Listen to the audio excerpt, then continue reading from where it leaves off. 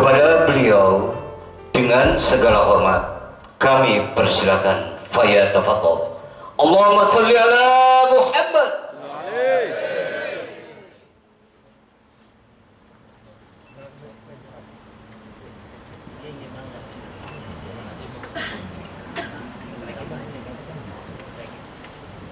Ini bagus guys.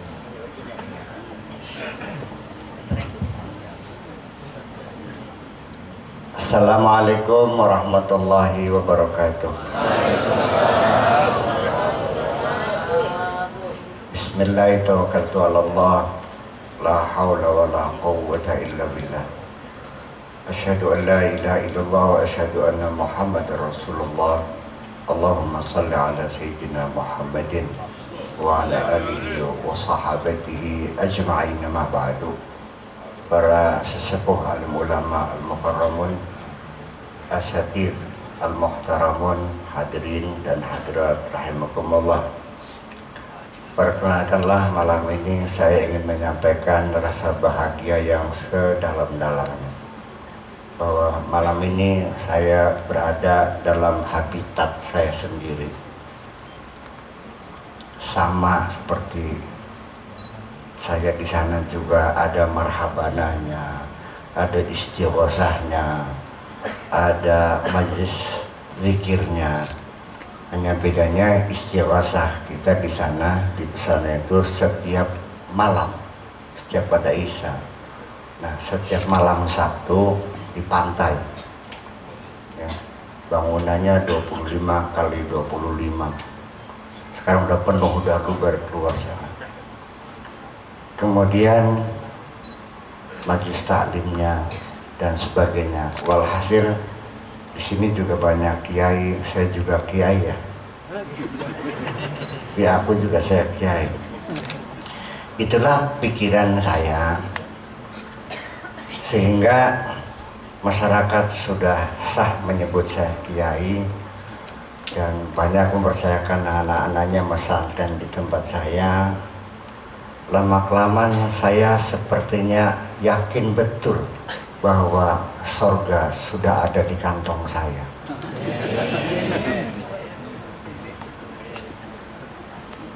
Namun demikian, saya awali dengan cerita kesadaran pertama yang saya alami.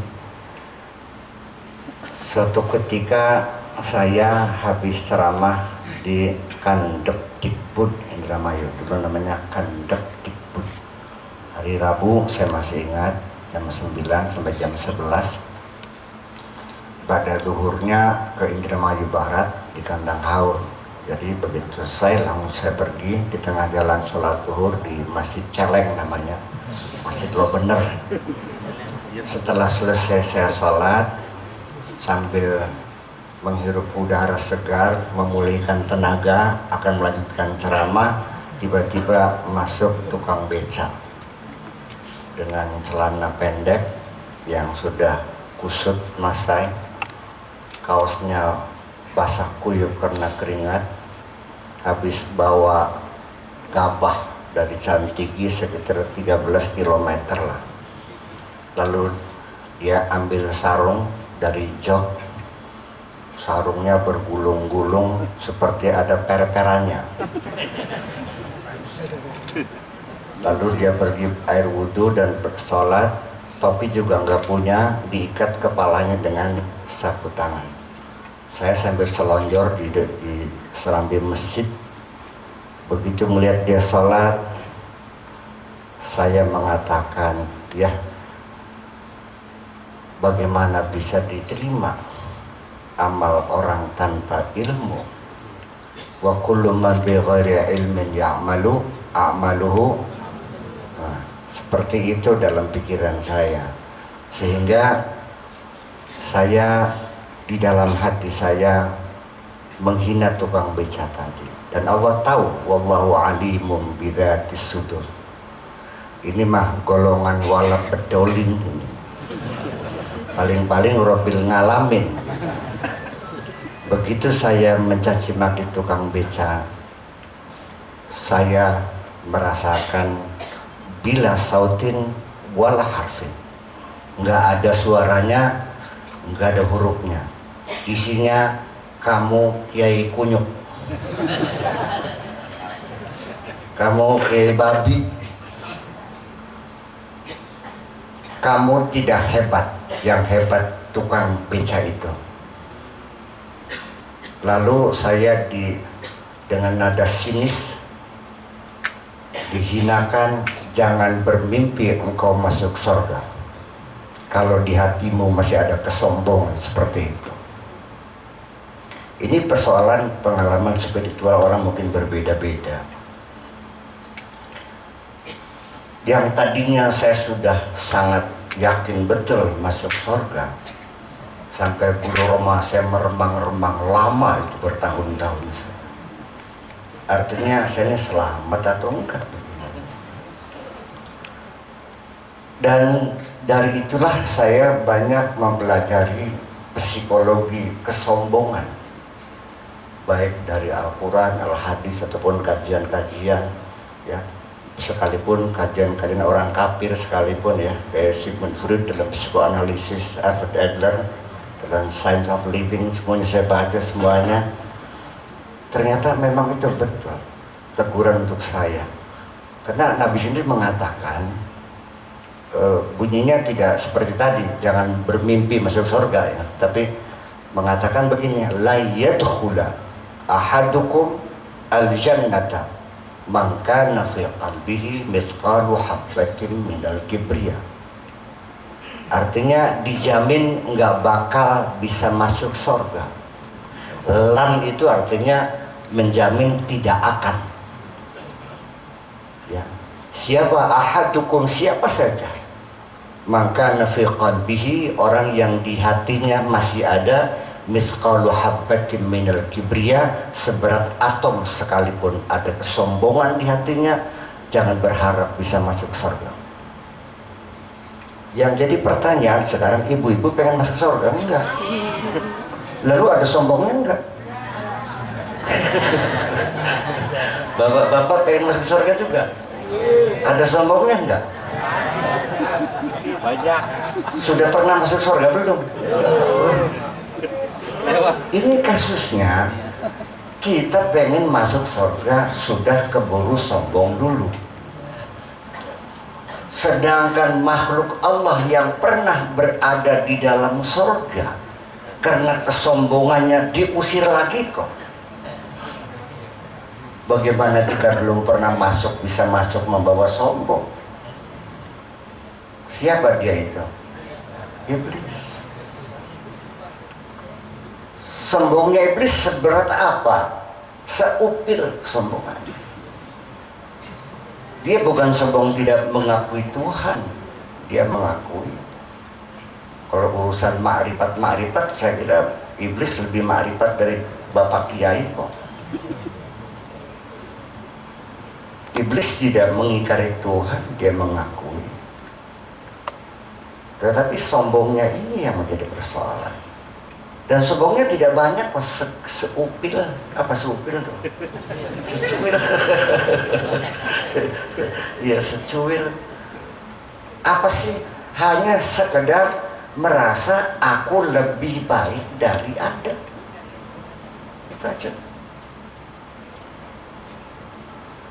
Saya menduga siapapun yang merasa pintar akan merasa gue lebih pintar dari lu kok. Ibu-ibu yang cantik ada nggak kadang-kadang dengan teman yang jelek tuh? Jangan dekat-dekat, nanti nular nanti yang jeleknya. Dengan ilmu kita bisa sombong melihat orang bodoh. Dengan kecantikan kita bisa sombong melihat orang yang jelek. Kita ahli ibadah juga bisa sombong ketika melihat orang yang tidak ahli ibadah, yang bisa disebut dengan golongan kepek. Golongan kepek itu artinya yang tidak pernah berambil air wudhu gitu, tidak pernah cebok, yang biasa kencingnya pakai sama berdiri tuh, ya kan? Orang yang dermawan juga akan menghina orang yang kikir. Ini memungkinkan kita memunculkan kesombongan itu sekecil itu. Nah makanya kalau saya melihat kesombongan iblis yang sekecil itu lalu diusir, saya jujur kesian juga sih melihat iblis nih. Masa hanya merasa aku lebih baik dari Adam saja kok diusir, sedangkan saya tiap hari merasa lebih baik dari yang lain. Iya kan? Bapak pernah kan merasa, ya soal tampan sih masih benih gue dah gitu. Ada gitu ya. Ya dari situ persoalannya. Biar mobilnya bagus juga gue tahu dapat kredit itu mah. Ya itu salah satu orang sombong itu tidak mau mengakui kelebihan orang lain. Iya. Dan orang cantik juga sakit hati. Nah, itu hidung juga hidung tambalan gitu mah. Asalnya pesek. Karena merasa dirinya mancung, dia merasa bangga dan menghina orang yang hidungnya pesek. Orang yang sombong ketika menghina habis sampai lumat kalau menghina tuh. Ya kalau itu mah bukan pesek, Bung, itu namanya menonjol seperlunya. Fungsinya pun tidak lebih, hanya untuk bernafas, hanya berkeluar masuknya angin saja. Ditambah lagi kemarin beli kacamata, pelor, enggak tuh kacamatanya. Sampai seperti itu penghinaan orang yang sombong terhadap yang disombonginya itu. Nah, saya kasihan melihat iblis terusir hanya karena sombongnya itu. Ceritanya kan begini, ibu-ibu sekalian. Sederhana cerita itu, ini adalah dialog teatris yang disampaikan oleh Allah kepada kita semuanya, karena Al-Quran adalah untuk kita. Dalam bentuk dialog teatris, dalam artian jangan bapak-bapak, ibu-ibu berimajinasi Tuhan di depan, malaikat di samping, Adam di belakang, iblis di sebelah sono, seperti orang konferensi sedang rapat, saling tunjuk-tunjukkan begitu. Iblis menatap Tuhan, Tuhan marah sama iblis. Saya kira tidak seperti itu. Ini perlu saya ingatkan bahwa sampai sekarang pun malaikat belum pernah melihat Tuhan. Ini harus diketahui bahwa itu adalah dialog teatris supaya kita paham persoalannya. Orang yang bisa melihat Tuhan baru satu kok, sepengetahuan saya, yaitu junjungan Nabi besar kita Muhammad Sallallahu Alaihi Wasallam. Sehingga ketika Nabi Muhammad itu menghadap Tuhan di headquarter itu Sidratul Muntaha, itu malaikat nggak boleh masuk kok. Ceritanya seperti itu. Jadi iblis mengatakan kepada Tuhan, itu dari satu sisi kita mesti melihat ketika Allah mencipta Adam, disosialisasikan ya proposal Tuhan ini kepada alam semesta, bahwa saya ada program ingin membuat khalifah, membuat Adam. Dari situ lalu Tuhan memerintahkan kalian harus bersujud.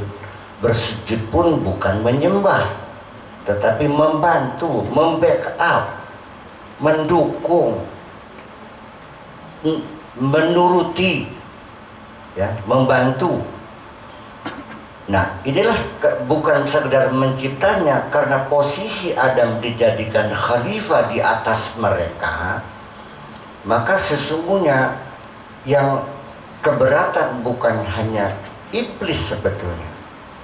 Malaikat juga mengajukan nota keberatan kok. Ada nota keberatannya, arsipnya saya simpen kok, sekarang masih ada asli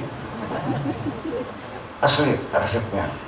Nota keberatan Isinya begini, notanya tuh, untuk apa engkau ciptakan manusia? Toh nantinya mereka berperang, toh nantinya mereka merusak. Apa tidak cukup kami saja yang selalu bertasbih kepadamu? Apa bukan untuk keberatan ini? Itu persoalan. Makanya kata Allah mengatakan, kamu jangan banyak bacot. Ini a'lamu ma la ta'lamu, goblok, kamu saya paham. Allah dijawab oleh Allah karena itu adalah tuntutan makhluk. Allah maha bijaksana, dibuktikan kebenaran kehendaknya itu. Nah, setelah terjadi proses reedukasi terhadap Nabi Adam itu, disekolahkan lagi, dikasih pelajaran lagi, di training lagi, sampai sangat cerdas sekali. Wa 'allama Adam al-asma' kullaha. Setelah pinter lalu diadu dengan malaikat-malaikat.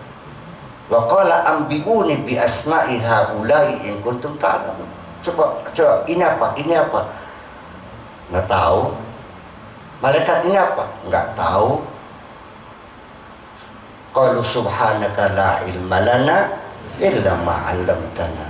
Tuhan, kami tidak tahu kecuali Engkau kasih tahu. Aku sudah bilang, kamu kan goblok. Dengan pembuktian keunggulan Adam atas malaikat, karena malaikat tidak punya sifat kesombongan, yang ada hanya penasaran. Begitu dijawab fasajadu, ya sudah, oke, siap gitu. Nah, si iblis ini nggak mau juga setelah dibuktikan sedemikian hebatnya, tetap dia tetap dia keras kepala, dengan tolak pinggang, dengan mata melotot menghadap Tuhan. Tuhan sangat bijaksana, tidak semena-mena begitu iblis menolak bersujud langsung ditampar, diusir, tidak juga. Allah maha bijaksana, iblis dipanggil baik-baik, ya, diklarifikasi. Statusnya masih sebagai saksi, Pak Kapolres, Kapolsek, belum sebagai tersangka, belum deh. Ditanya, ma mana'aka antasud, lu kenapa nggak mau sujud? Nah, ternyata jawabannya, qala ana khairum minhu, aku lebih hebat dari dia.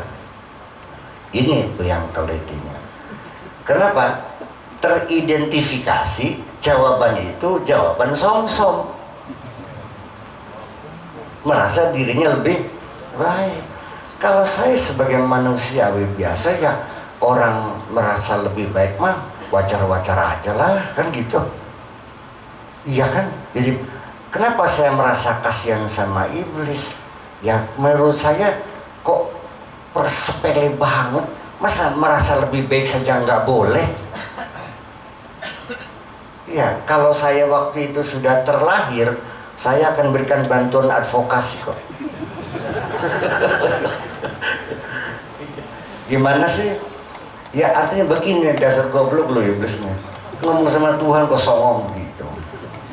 Coba dong pakai bahasa diplomasi. Gimana sih umpamanya? Jangan bilang ana khairum minhu, aku lebih baik, jangan. Kalau kamu tidak mau bersujud kepada Adam, coba dengan bahasa diplomasi. Gimana? Begini caranya iblis, dasar goblok lo. Ya Tuhan, aku tidak mau bersujud kepada siapapun.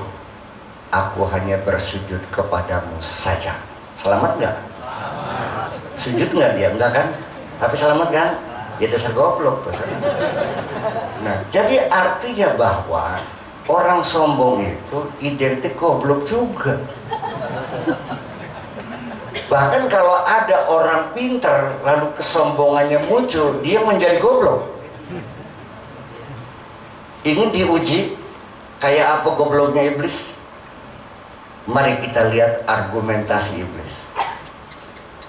dia merasa lebih baik dari Adam. Khalaqtani min narin wa khalaqtahu min tin. Engkau mencipta aku dari api dan engkau mencipta dia dari tanah. Maksudnya aku dicipta dari api dan dia dicipta dari tanah.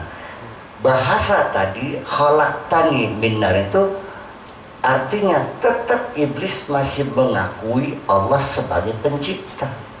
Dan dia mengikrarkan, aku ini engkau yang mencipta, tapi engkau ciptaku dari api. Dan Adam juga ciptaanmu, engkau yang mencipta, tapi diciptanya dari. Jadi kafir gak nih? Enggak dong. Enggak. Ngaku. Hanya soalnya dia sombong persoalannya. Nah, bener nggak argumentasi iblis seperti itu? Apa betul api lebih baik dari tanah? Mana ada ahli fisika nggak sini? Apa yang ada di dalam api itu? Hanya karbonat yang bisa membakar. Tapi di dalam tanah segala unsur protein, segala unsur logam ada di dalam tanah.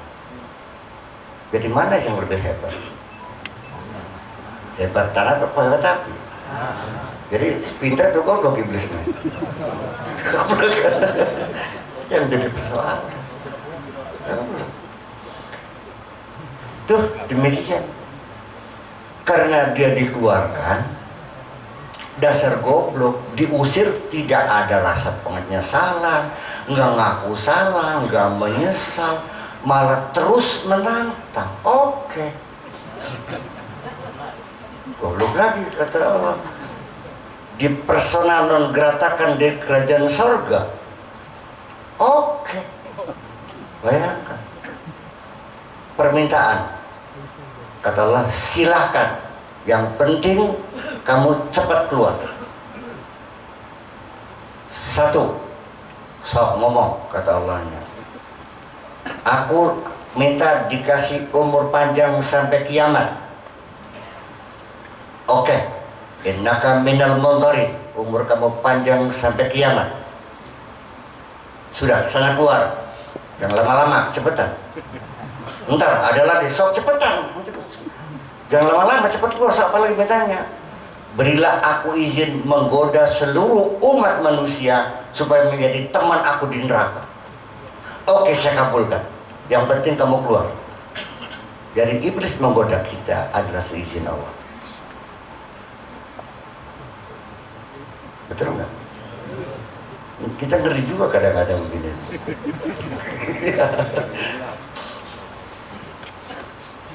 Ibu-ibu dan bapak sekalian,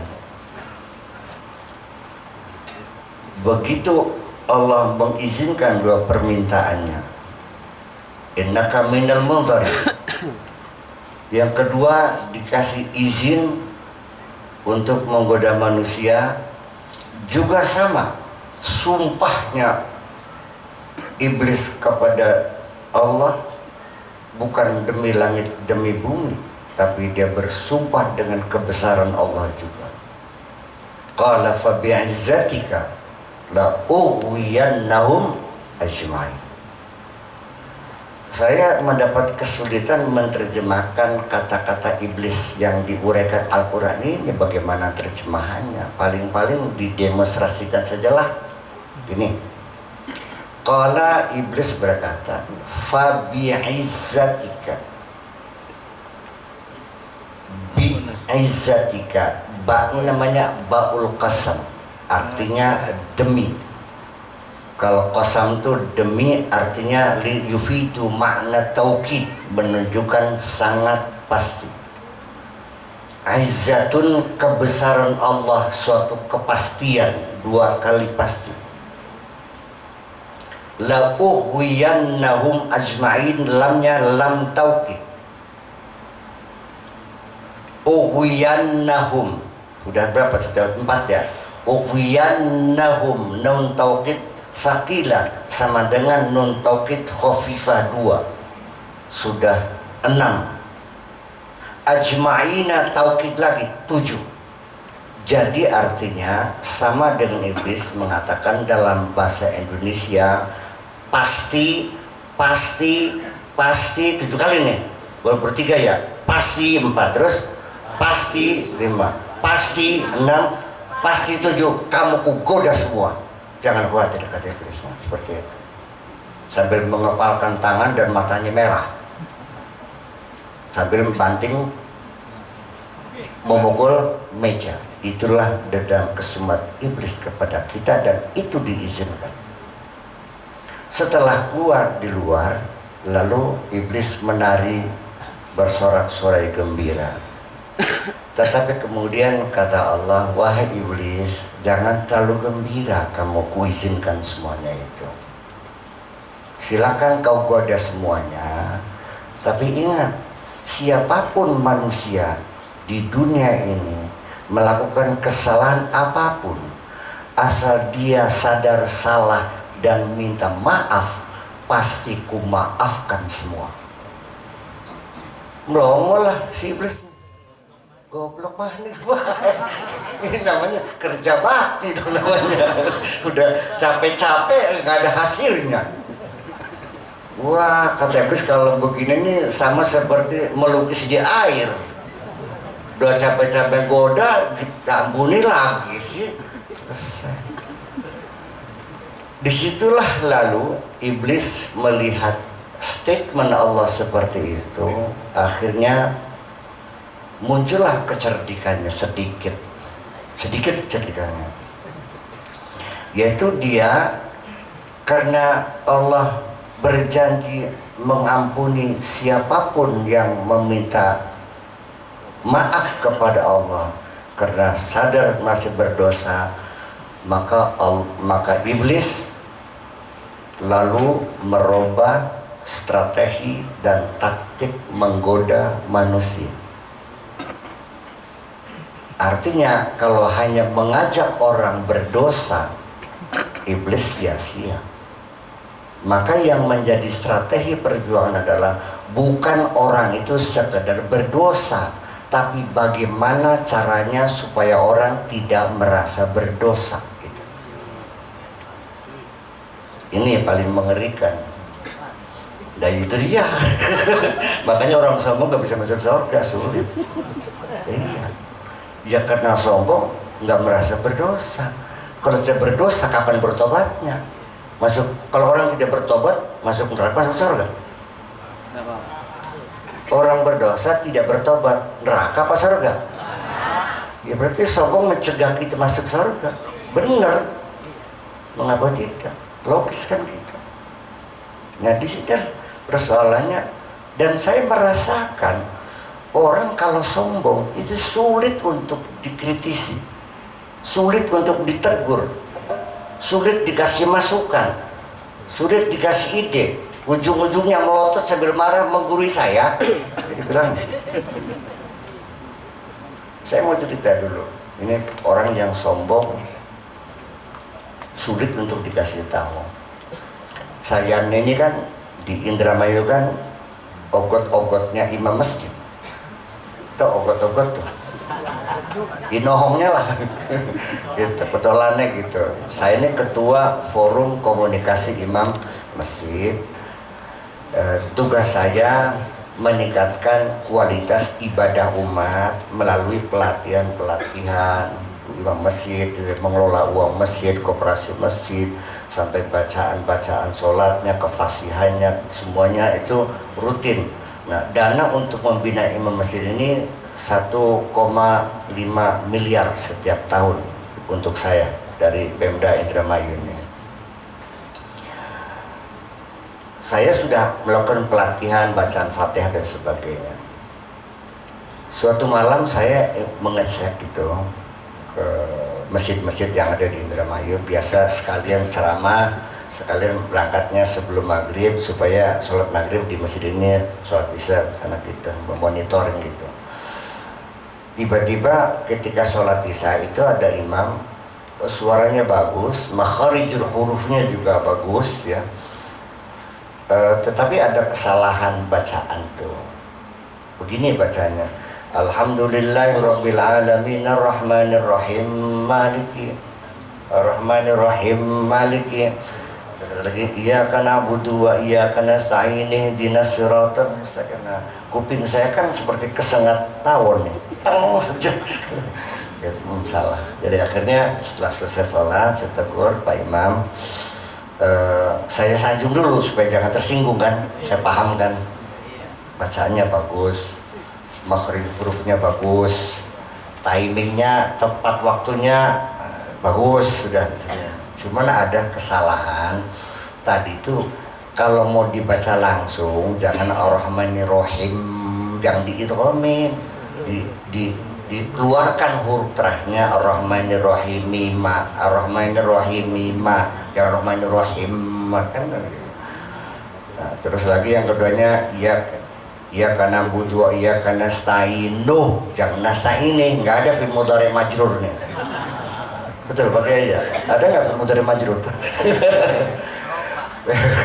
Begitu saya tegur begitu, imam tadi rupanya naik pita marah. Berapa tahun kamu mondoknya?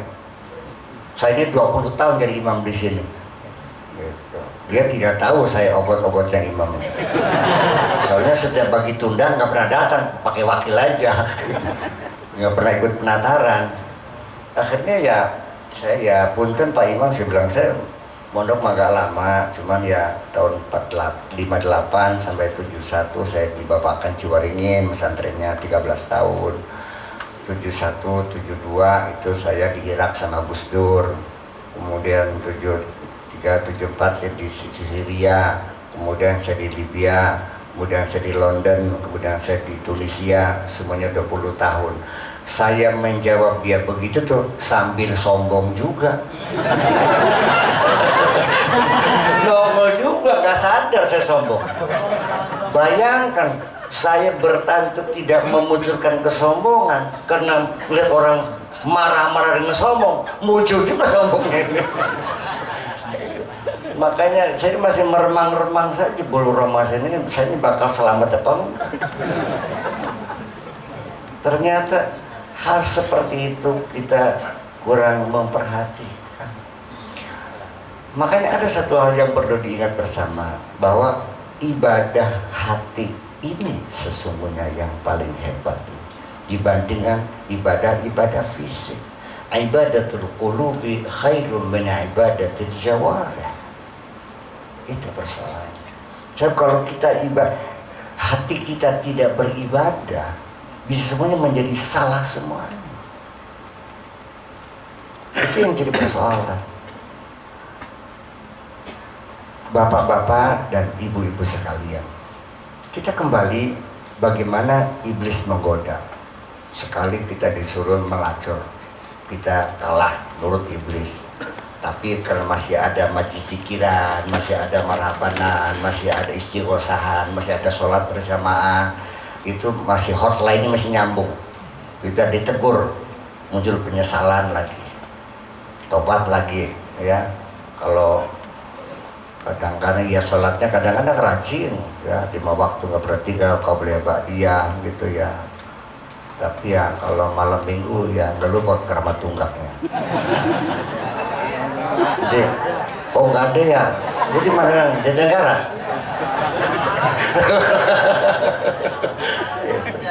Ya Allah, nanti pulang-pulang mandi junub ya, terus sholat tobat lagi. Pokoknya beginilah, selagi kita masih sholat, masih ibadah, masih pikiran, masih silaturahmi, Allah akan menegur kita setiap kesalahan dan kita sadar, kita cepat bertobat. Tetapi ketika terlalu sering, lama-lama bosan menegurnya. Itu yang diakali iblis supaya kita lancar dulu maksiatnya, terus dilancarin gitu. Nah kalau sudah lancar, dikasih ijazah S1, lulus kamu udah lancar maksiatnya gitu, S1. Nah sudah selesai? Belum juga, karena masih ada peluang, sekedar baru lancar. Bagaimana kira-kira dia jangan sampai sadar dia salah, dikursusin lagi, disekolahkan lagi gitu, sampai dia sudah tidak lagi merasa berdosa. Nah, kasih S2. Sudah belum, terus iblis terus menguaknya iblis. Sudah S2 ya, tidak merasa berdosa, dikursusin lagi, masukkan lagi S3 jadi ya, kan ya? Kapan itu dikasih S3-nya? Ketika kita sudah merasa bangga dengan dosa-dosa kita. Awas, saya kira di sini nggak ada S3 nih. Nggak ada ya, baru S1 ya. baru lancar nih. Itu persoalannya. Sudah selesai, iblis tidak akan pernah berhenti menggoda kita. Dia lebih rajin menggoda kita daripada kita melawan dia. Percaya atau tidak?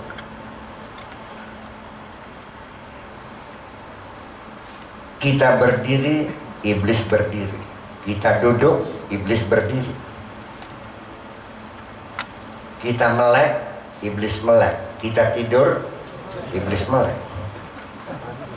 Dia lebih siap menggoda kita. Dan terus S3 merasa bangga dengan dosa-dosa belum selesai. Nah, kalau sudah S4 itu persekutuan. Dinobatkan dia menjadi setan. Namanya setan manusia.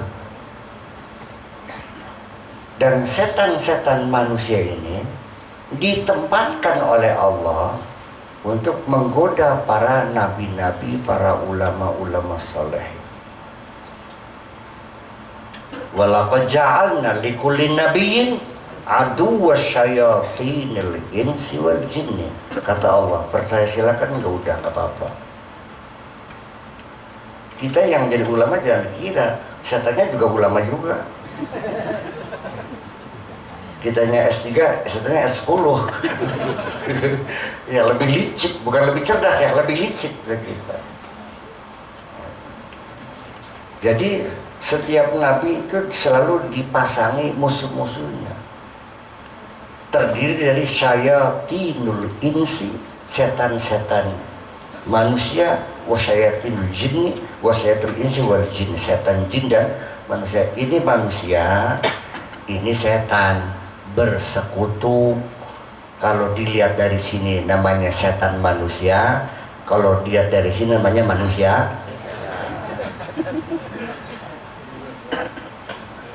Dan bentuknya manusia.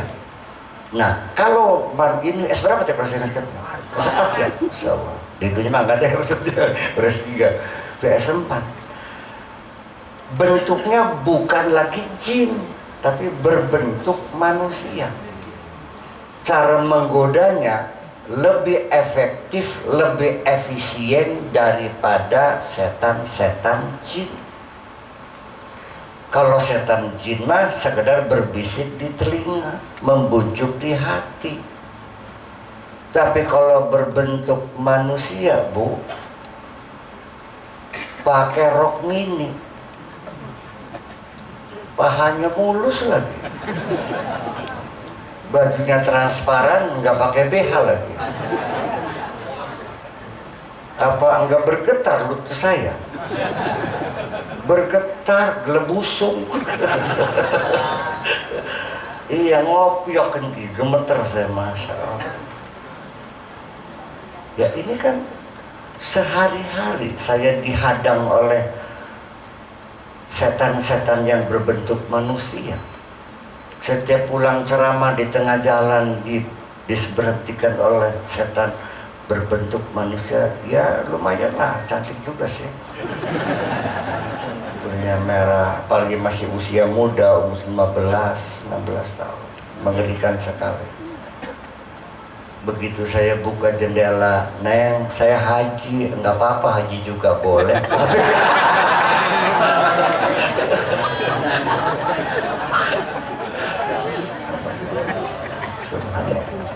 Sehari-hari seperti ini. Iya. Setan manusia dari luar menggoda, setan jin pun masuk dalam dada kita. Jadi yang dorong ada, yang narik ada. Nah, makanya ketika dalam pertarungan kita melawan hal itu, kalau kita sudah mulai kewalahan, hampir-hampir kalah, jangan malu-malu, jangan segan-segan, cepat minta tolong sama Allah, minta bantuan sama Allah. Ista'in bis-sabri wassalat. Tolong gitu, menjeritlah yang keras, minta sama Allah, karena tidak ada yang bisa menolong kita kecuali Allah. Nah, kenapa kita tidak minta tolong Allah? Ya karena sombong juga, merasa aku mampu. Nah, ini persoalannya. Jangan dikira self confidence itu selalu baik, bisa memunculkan kesombongan juga. Sepertinya kita sudah tidak perlu bantuan Allah. Aku bisa hadapin sendiri kok. Kecil itu mah, kecil gitu. Kecil iwil-iwil. Kalau kecil iwil-iwil itu artinya kecil banget dah gitu. Ada nggak terjadi begitu? Nah, ini kan iya, setan menggoda, ngajak kita melacur, hanya sekedar berbisik. Tuh ada barang baru tuh katanya, masih 17 nudge, hanya bisikan. 11 tahun. Tapi kalau setan sudah berbentuk manusia dan sudah bersahabat dengan kita, ngajak kita ngelacur, alasan nggak punya uang, jangan khawatir deh, uang banyak nih, gue traktir. Mana ada setan traktir? Yang bisa traktir setan apa itu?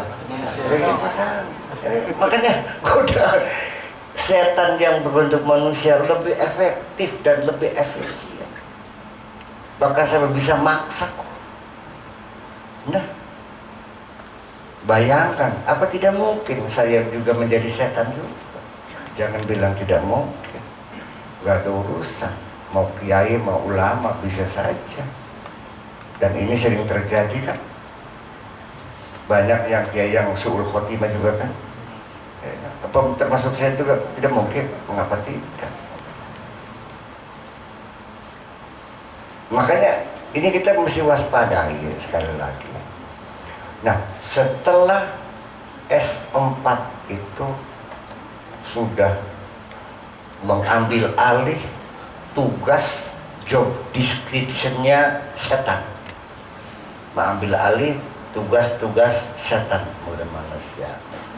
Nah, nanti dari kalangan S4 yang sudah jadi setan-setan ini, nanti digodok lagi, diseleksi lagi, didukung dengan keilmuan, pengalaman, dengan materi, dan nantinya didorong oleh setan kira-kira menjadi seorang pemimpin. Ya, dan nantinya akan bisa membunuh seluruh rakyat dan bisa membuat murtad seluruh rakyat. Itu yang berbahaya. Dan ini di Al-Quran disebutkan tauhid. Mudah-mudahan negeri kita tidak seperti itu. Ya, makanya kembali kita doakan siapapun yang jadi bisa memegang amanah. Itu saja. Iya, didoakan mereka, bukan hanya didukung saja, Pak, didoakan juga. Gitu. Didoakan supaya Allah kasih hidayah mereka, kan gitu. Nah, makanya na'udzubillah min dzalik semacam itu. Fir'aun itu siapa sih? Manusia kan? Kalau bunuh orang, tangan kaki kiri dipotong, kaki kanan yang dipotong, tangan dipotong, supaya nggak bisa pakai tongkat. Iya, semua yang bunuh pada urusan. Itu Fir'aun. Fir'aun mengaku Tuhan, lebih jahat dari iblis. Iblis tidak pernah ngaku Tuhan. Ya, ini menjadi persoalannya. Jadi kita sebenarnya sangat mengerikan sekali. Makanya jangan ada kuduk lah, jangan tergopo-gopo, jangan sembrono lah. Coba yang prihatin, yang prihatin. bahwa perjalanan kita masih sangat panjang sekali. Kita belum tentu selamat atau tidak. Jangan take for granted, yakin betul gitu. Ya belum tentu.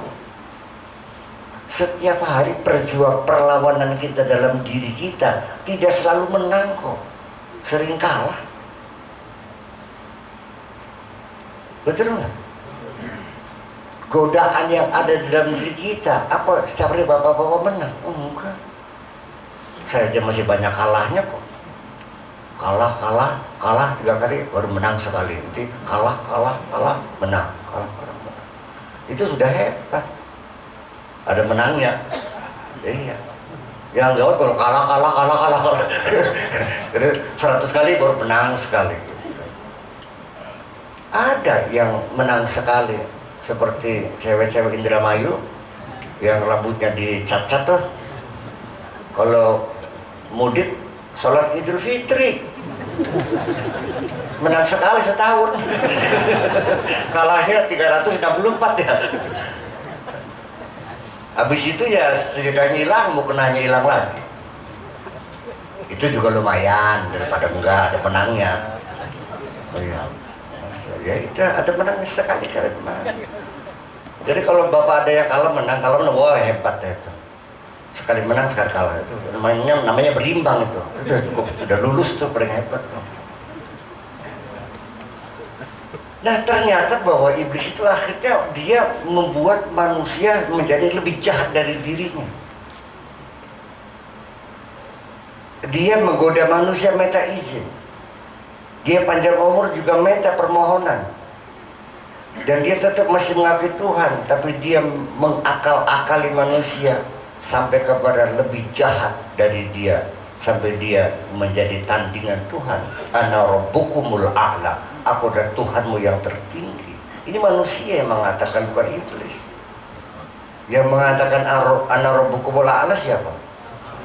Maksud Fir'aun itu iblis, jin manusia. Manusia. Iblis bilangnya begitu? Enggak. Nah kalau kita, mohon maaf, kita juga sama. Itu Fir'aun besar. Kita ini juga sering muncul Fir'aun kecil. Mengatakan Tuhan mah tidak, tapi lebih tinggi dari Tuhan dikit gitu. Umpamanya gini, habis nyumbang masjid, memang dia 500 juta lah. Dengan sombongnya, nih kalau nggak ada gue nggak bakal jadi nih masjidnya. Pernah nggak mendengar ucapan seperti itu? Maksudnya apa kalau nggak ada gue nggak bakal jadi? Tahu nggak? 500 juta nih gue nyumbang nih. Saya terusin. Bung, Allah ada. Ya biar ada, kalau gue nggak ada nggak bakal jadi. Jadi yang menentukan mesti jadi siapa? Allah atau kamu? Jadi siapa yang lebih hebat? Nah. Atasnya juga sama, mengatakan pada bawahannya, masa depan mau di tanganku. Apa bukan Tuhan juga itu? Jadi ucapan-ucapan kemusyrikan seperti itu kita sering mengatakannya, tapi kita tidak sadar. Itu yang namanya syirik khafi, kemusyrikan yang tersembunyi. Itu yang paling berbahaya. Jangan take for granted, berarti kita sudah hebat, sudah sholat, sudah puasa, segala macam. Misalnya ngelamun masuk surga. Ternyata begitu masuk surga, buku dikasih, rapornya, ya kan? Ya, begitu dibuka, bab sholatnya nggak ada. Adanya bab nungging.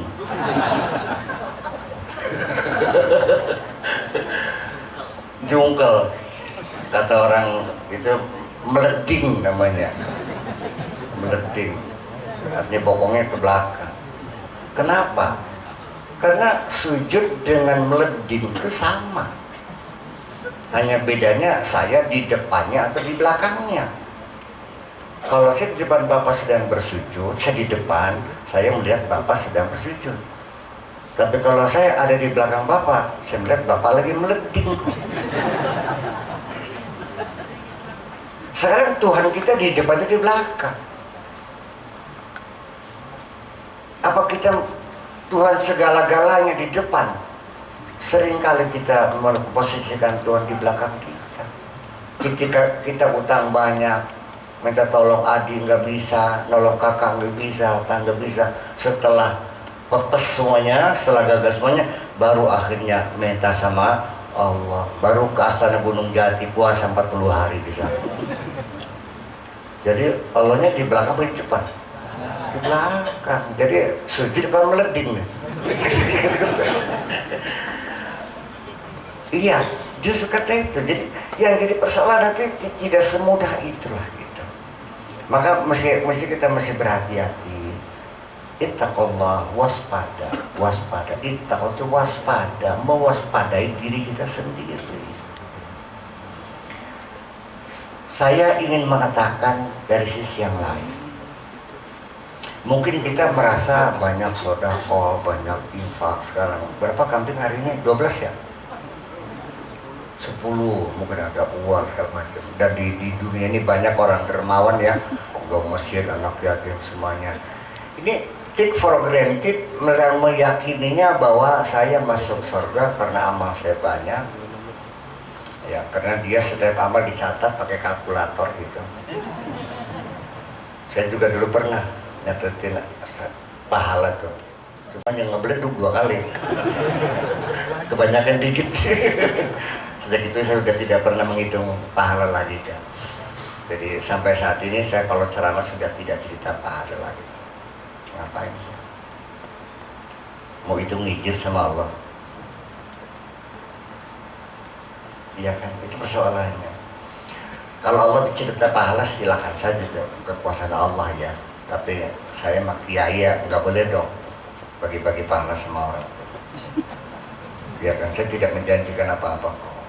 Ya kan gitu. Dan saya juga bukan orang benar, saya juga masih sama seperti Bapak juga. Bahwa saya juga sama masih sedang baru mulai akan belajar benar. Apa sih? Masih baru sedang akan mulai belajar, masih jauh ya. Iya, jadi belajar barang-barang belajar bener aja lah gitu. Kita buat mau seperti diri kita sendiri. Ya itu mesti diwaspadai. Bahwa nanti juga banyak orang yang bersedekah, banyak kebaikan, anak yatim, bantu semua. Dia sudah merasa bangga masuk surga. Begitu dibuka kitabnya, catatannya, ternyata semuanya adalah kejahatan. Ini tipu daya iblis luar biasa kok. Kalau saya ceritakan bagaimana taktik strategi iblis cara menggoda, saya kira tidak akan selesai 30 malam nih. 1 bulan gak selesai ini. Mendetail sekali. Setelah dibuka ternyata kejahatan semua. Ibu-ibu, bapak menuntut sama Allah, mana ya Allah kebaikanku ini? 500 juta masjid, 100 juta majelis zikir Asmaul Husna. Ternyata semua kejahatan. Iya, itu adalah kejahatan-kejahatanmu. Tapi ya Tuhan, aku berbuat baik. Kebaikanmu selama di dunia adalah kejahatanmu. Kenapa? Karena kebaikan-kebaikanmu adalah bukan kebaikan untuk kemanusiaan, tapi adalah kejahatan untuk menjerat, memperbudak orang lain dengan kebaikan itu. Kita tidak sadar bahwa orang yang berbuat baik itu kan menjerat kita. Betul nggak? Suka nggak ngucapin kalau orang yang berbuat baik? Iya kan? Nah itulah persoalannya. Jadi kita masih kembali melakukan mengevaluasi kembali. Ya kan gitu. Bahwa apa yang kita lakukan harus ada peningkatan bukan hanya kuantitas, tapi peningkatan kualitas, mulai ke dalam diri kita sendiri, mempelajari diri kita sendiri. Kita dalam peperangan harus tahu strategi musuh, harus tahu kekuatan musuh. Tanpa itu betul nggak? Ini bapak polisi kalau nyerang lagi, pokoknya di poso, ngitung nggak kekuatan? Ada intelijennya nggak sana yang iya dong. Nah kita menganggap remeh, ternyata kekuatan lebih besar sana. Itu makanya. Udah jam berapa nih?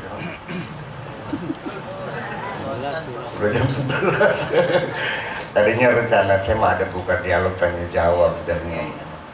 Itu jadi oke deh. Jadi sebelum saya tutup, saya minta 2 pertanyaan sajalah ya. Untuk pertanyaan, mangga silakan langsung sajalah, nggak usah pakai moderator lagi, langsung aja. Ya, sebelum saya tutup, saya diperkan ada pertanyaan, 1 dari ibu, 1 dari bapak dah. Ya.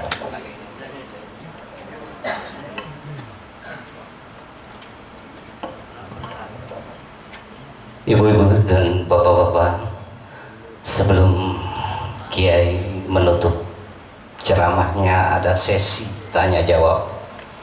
Kiai mempersilahkan 1 dari ibu-ibu, 1 dari bapak-bapak. Maka kami minta yang dari bapak-bapak tolong menunjuk dan nanti tolong disebutkan namanya, baru disampaikan pertanyaannya. Begitu juga kepada ibu-ibu. Silakan, siapa di sini yang mau bertanya? Dari bapak-bapak dulu. Mana? Oh iya, ada 1 nih tanya. Dari ibu-ibu mana? Enggak, maksud saya sekalian aja. Nanti biar Kiai jawab sekaligus. Oh itu ya. Silakan.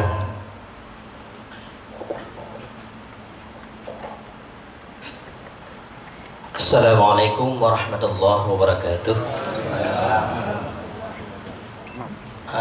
Yang saya ingin tanyakan terkait masalah nama saya Jul Baili. Saya di sini kerja di Kelurahan Cilincing. Pertanyaan saya dalam hal bersedekah.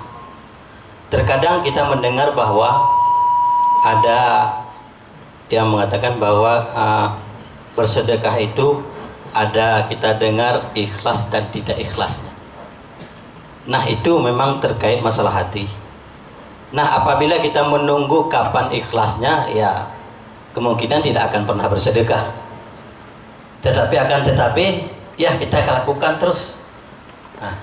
Nah yang ingin saya tanyakan, bagaimana cara kita menghilangkan rasa dan sifat tersebut sehingga kita senantiasa bisa untuk bersedekah. Ya mungkin itu saja, terima kasih. Assalamualaikum warahmatullahi wabarakatuh.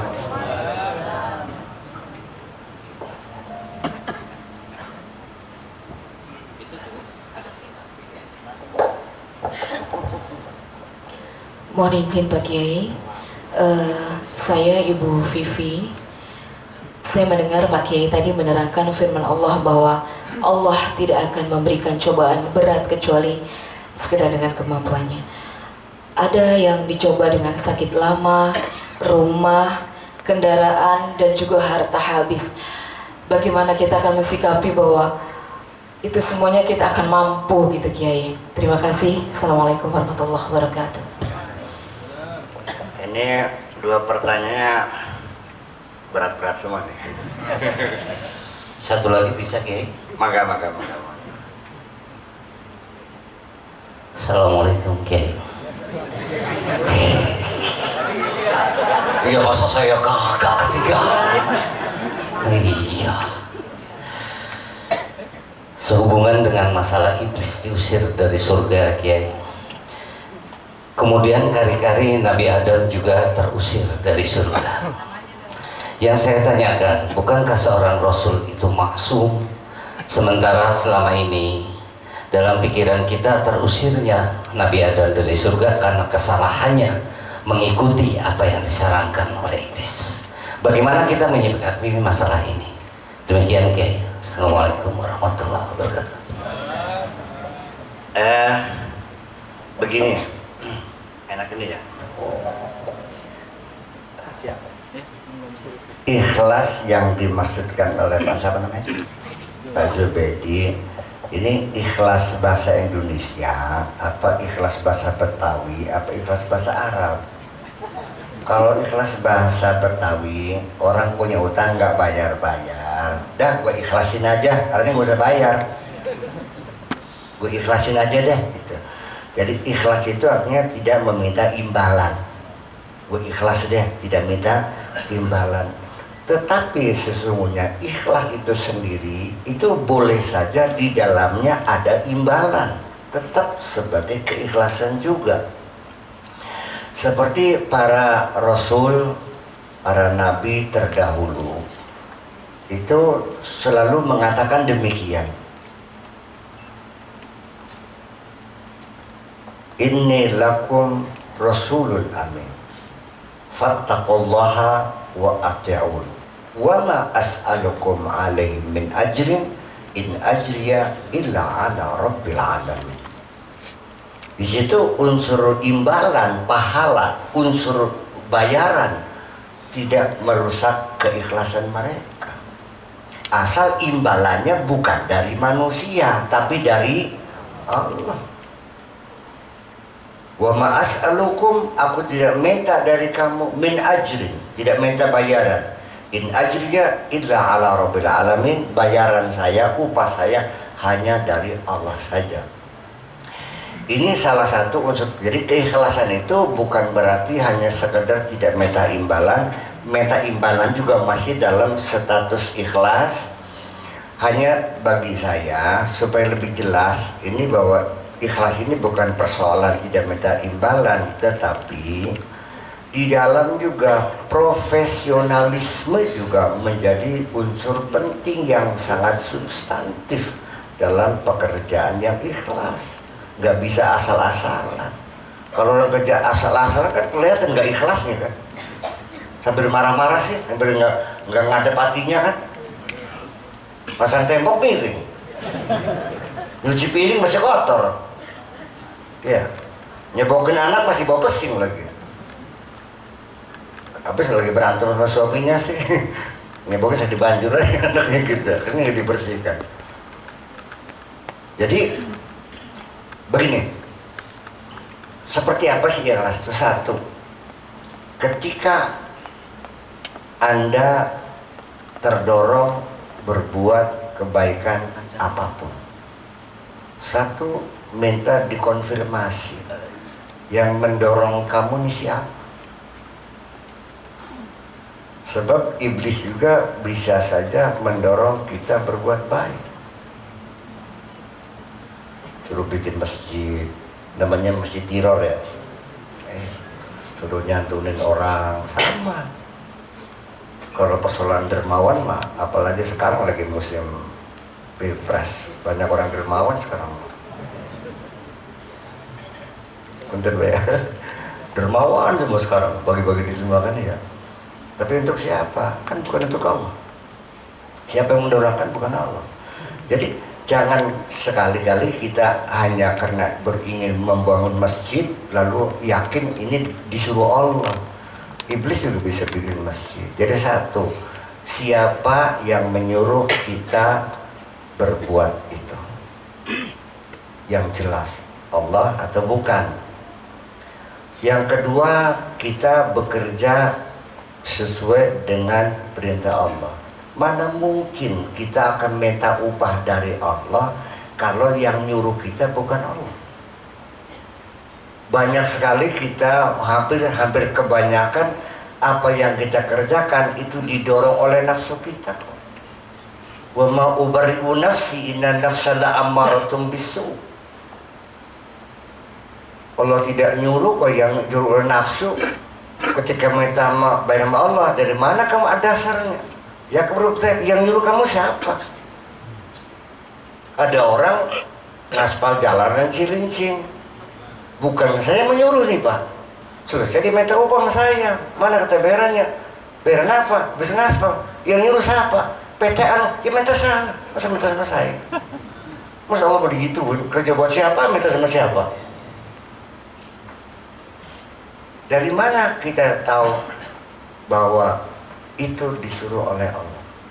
Itu mesti dicerdiki. Sesungguhnya kalau kita itu rasa kita sudah halus, kita bisa tahu siapa yang nyuruh kita, apa nafsu kita, apa. Saya bilang, orang naik haji juga ada yang tidak dipanggil Nabi Ibrahim, tidak dipanggil ini. Hanya malu aja sama tetangganya. Masa kelas dia yang tukang bakso aja bisa naik haji, gue yang jadi camat nggak naik haji. Ya kan, hanya karena kalah gengsi. Ya kan seperti itu. Seringkali kita juga ingin memberi sedekah kepada seseorang yang datang minta pertolongan. Begitu akan saya kasihkan, itu si kunyuk setan yang ngomong, Pak Kiai jangan sekarang, nanti nunggu ketika tamu sudah banyak. Kan kurang ajar. Biar apa nunggu tamu banyak? Ya kan? Begitu tamu banyak baru saya kasihkan. Percayalah, uang ini bukan untuk Allah dan untuk ridho Allah, tapi untuk mencari sanjungan sesama manusia. Begitu halusnya. Makanya yang penting nanti akhirnya bahwa beragama itu akhirnya dengan rasa kok, bukan dengan logika. Kalau orang beragama dengan rasa, tidak mungkin akan bertengkar kok. Karena dengan logika bertengkar, itu persoalannya. Setelah itu kemudian kita juga harus mengerjakan secara sempurna apa saja sesuai dengan juklak dari Allah. Sholat begini, ya begitu caranya, jangan ngarang sendiri, ya kan, sesuai dengan aturan-aturan syariatnya. Maka bagaimanapun saya tetap diperlukan secara profesional. Kalau sekalipun Anda ngaspal, begitu baru percobaan seminggu sudah rusak lagi, dibayar nggak kira-kira? Ya enggak dong. Innallaha yuhibbu idza amila ahadukum amalan ayyutqina, secara profesional. Al-itqan secara profesional. Saya kira itu mungkin maknanya. Adapun tadi Ibu siapa namanya? Ibu Vivi, Allah tidak bohong bahwa Allah tidak akan menugaskan kita di luar kemampuan kita. Kalau saya menyuruh Ibu Vivi mikul padi 2 kintal, saya sinting, ya kan? Kira-kira berapa kemampuannya? Masa Allah nggak punya angan-angan, nggak punya Allah punya kira-kira? Ibu Vivi yang paling ya 3 kilo lah, ya. Saya kira sudah keberatan. Kalau sebelumnya buat 2 kintal, yang nyuruhnya nggak benar. La yukallifullahu nafsan illa wus'aha. Dan kita juga minta Rabbana la tuhammilna mana, jangan kami dibebani di luar kemampuan. Allah punya kira-kira, Allah punya takaran dan ukuran. Tidak mungkin kita disuruh melaksanakan sesuatu di luar kemampuan kita, pasti dalam kemampuan. Nah sekarang ketika orang itu mendapatkan musibah, itu bukan penugasan. Itu ada 2 kemungkinan, mungkin itu ujian, mungkin itu hukuman. Kalau kewajiban syariat pasti di dalam kemampuan kita. Ya kalau orang dihukum mah sulit. Sebetulnya ada satu ya, seberat apapun hukuman, ketika yang bersangkutan itu ada keinginan untuk memperbaiki diri, saya kira semua bisa diremisi kok. Orang yang hukumannya 15 tahun, 3 tahun sudah keluar kok. Karena dia mengaku bersalah, meminta maaf, berkelakuan baik dan sebagainya, habis. Ini kenapa jadi ditambah lagi hukumannya? Karena sampai saat itu tidak pernah mengaku bersalah. Kenapa? Mana buktinya? Dia pasti bersalah, tapi dia itu mencari kambing hitam, menyalahkan orang lain. Orang kalau menyalahkan orang lain itu dapat dipastikan dia tidak merasa bersalah. Kalau orang menyalahkan orang lain, itu tandanya dia tidak ingin memperbaiki diri. Jadi tambah lagi hukumannya. Ya kan begitu? Enggak, Pak, saya lagi keliling. Ini kan dalam rangka rehabilitasi para teroris yang di penjara-penjara itu kan, kita kan mencoba ada rehabilitasi. Bagaimanapun hukum di negeri kita bukan pembalasan tapi pembinaan kan, supaya jadi baik lagi, kemudian lagi. Kita nasihati, satu, supaya mereka ngaku salah. Enggak, tetap merasa benar aja. Ya bagaimana kita bisa bantunya? Ya kan? Satu, yang kedua berkelakuan baik, yang ketiga tekan kesetiaan NKRI. Itu dong. Enggak juga mau juga, ya gimana menolongnya? Saya kira ya bisa ditambah hukuman. Begitu hakim ketok kepala 3 tahun penjara, kita tidak menerimakan, ambil senat, dilempar ke muka hakim, ketok 10 tahun akhirnya. Begitu kita tidak menerima dengan keputusan Allah, hukuman akan ditambah. Itu kasus. Yang kedua, boleh saja ini orang baik-baik, orang soleh, tapi kok musibah juga, itu namanya ujian. Kalau orang baik mah diuji itu dalam rangka untuk meningkatkan golongannya dari 2A menjadi 2B, dari 3A menjadi 3B. Jabatannya ada mutasi-mutasi, ada dipromosikan, itu tetap setiap kenaikan pangkat melalui testing dulu. Ketika dia tidak menyelesaikan, ya nggak naik pangkat dong. Itu saja. Ya, afa hasiban nasu ayyutraku ayyaqulu amanna wa hum la yuftanun.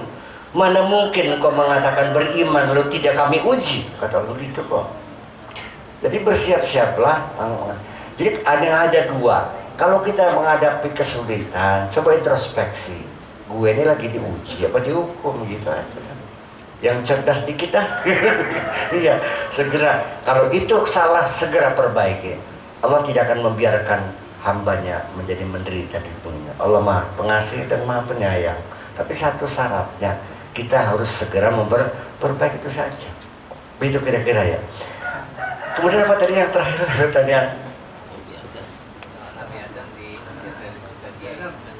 Oh iya, ini begini Pak. Para Nabi Rasul Maksum itu kajian-kajian ilmu kalam dengan paradigma. Kalau Nabi Rasul penyampai risalah, penyampai syariat, dia berdosa dan salah, nanti syariatnya tidak valid. Iya kan? Lain sama kiai masih boleh dosa dia mah. Kalau Nabi kan gak tidak valid ajarannya. Nabi Adam itu ketika di surga itu statusnya adalah masih belum sebagai nabi. Ya, dan Nabi Adam itu diusir karena melakukan pelanggaran yang mengatakan bukan kitab, bukan manusia, tapi Allah sendiri. Fa'asa Adamu rabbahu faghawa. Asa, melakukan kemaksiatan.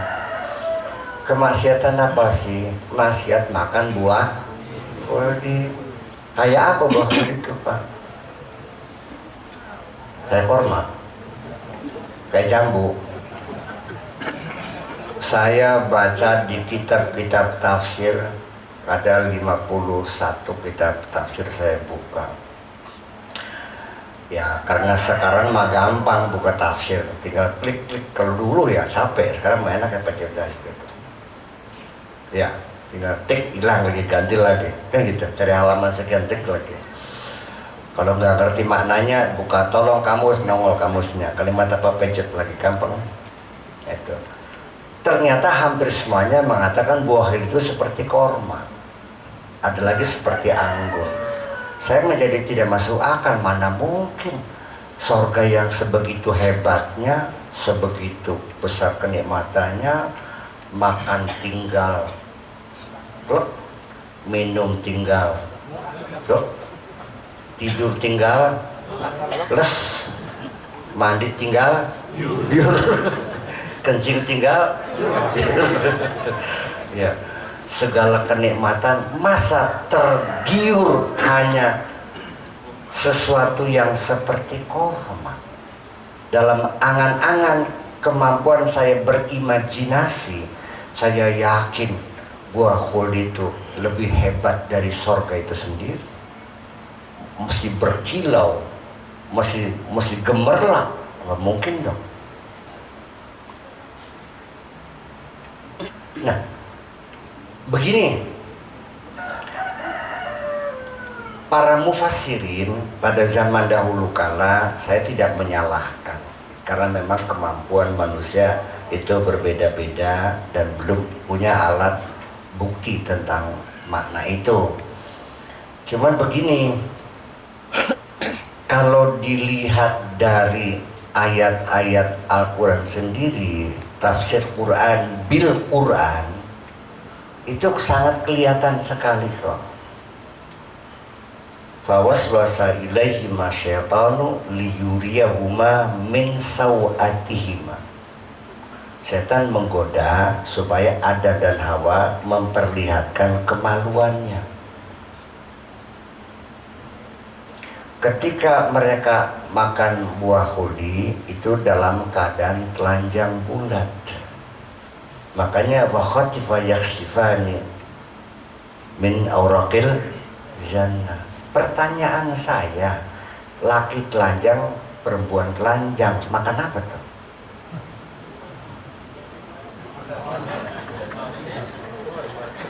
Makan sosis.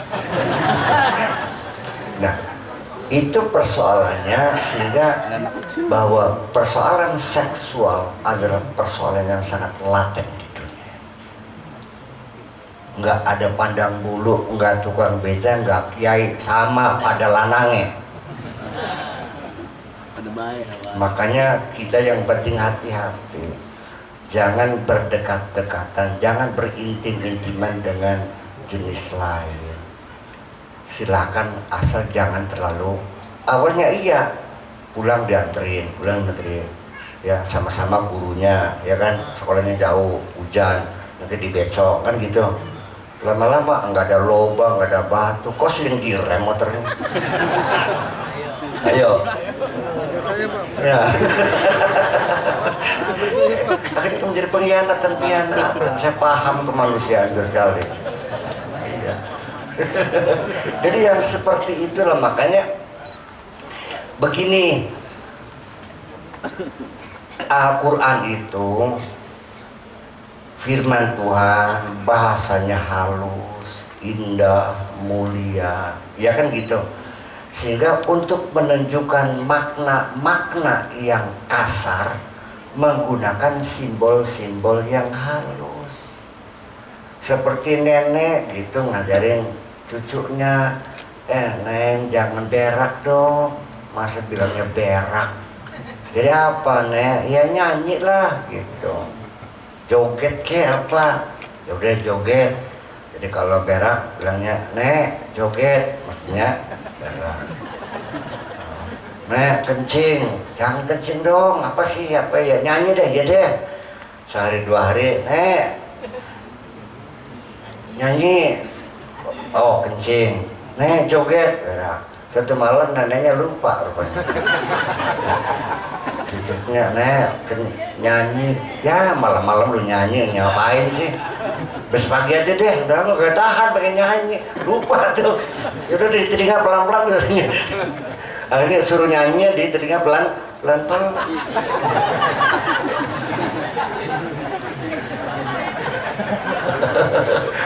Nah maka syajarah khuld itu adalah simbol seksualitas.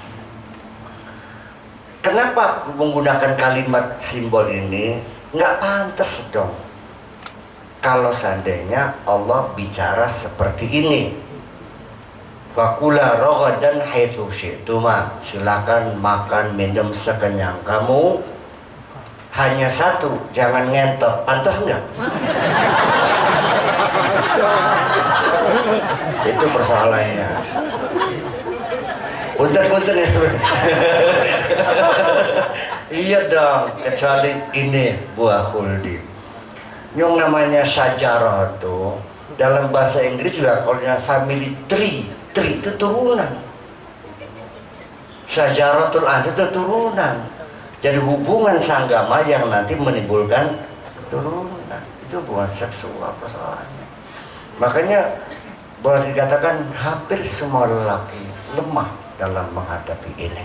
Yang penting wala taqrabuz zina, jangan dekat-dekat karena magnetnya sangat kuat sekali.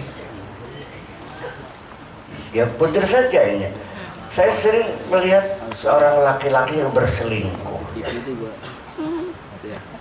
Saya bilang, lu mata lu kelilipan apa sih? Istri sebegitu molak, begitu cantiknya, kok berselingkuh dengan perempuan yang ireng keteng kayak sedikit dangdang, hitam pokat gitu ya. Apa jawabnya? Ya sekali-kali makan ikan asin lah, kata. Bayangkan. Jadi kalau sudah itu nggak cantik, nggak jelek. Bahwa cinta bodoh itu terjadi di mana saja. Kadang-kadang menawar cepat, berapa neng? 150 ya, nggak bisa, ya udah jadi. Setelah selesai, namanya siapa nggak tahu, orang mana nggak tahu. Iya kan? Ngumbu terjadi, makanya jadi. Jadi artinya bahwa makanya dosa Adam itu sebetulnya adalah memang skenario Allah Subhanahu wa Ta'ala ingin memberi nikmat kepada kita supaya hadir di bumi ini. Kalau tanpa pelanggaran itu kita mungkin tidak hadir. Jadi terima kasih atas kemaksiatan Adam sehingga kami bisa hadir. Terima kasih. Maka assalamualaikum warahmatullahi wabarakatuh. Hadirin ibu-ibu serta bapak-bapak yang kami hormati, segar rasanya kita mendengar mau'izah hasanah serta paparan hikmah Majelis Dzikir Asmaul Husna pada malam hari ini yang telah disampaikan oleh Abuya Dr. Kiai Haji